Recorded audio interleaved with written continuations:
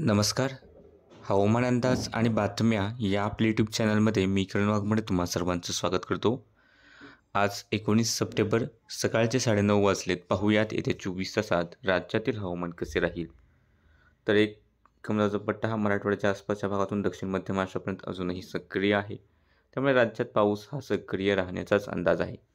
सध्या सकाळी जर आपण सॅटेलाईट इमेज पाहिली तर आत्ता सध्या विशेष काय पावसाचे ढग राज्यात दिसत नाहीत. मात्र काही अंशी ढगाळ वातावरण पाहायला मिळते. काही ठिकाणी सूर्यप्रकाशसुद्धा पडलेला दिसतोय.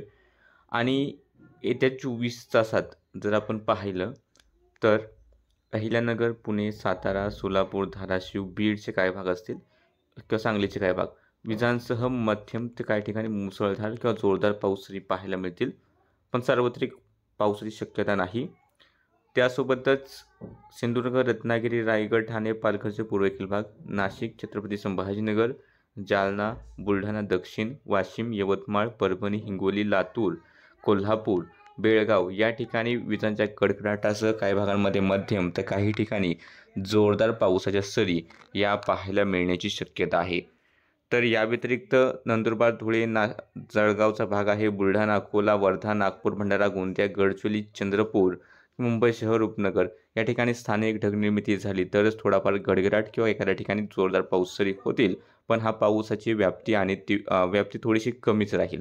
बाकी सध्याच्या अपडेटमध्ये इतकंच. दररोजच्या हवामानाचे अंदाज पाहण्यासाठी चॅनल सबस्क्राईब करा. व्हिडिओ लाईक आणि शेअर करायला विसरू नका. त्यासोबतच एक पाऊल पुढे येऊन चॅनलला जर आर्थिक मदत करायची असेल तर जॉईन बटन दाबून चॅनलची मेंबरशिप घ्या.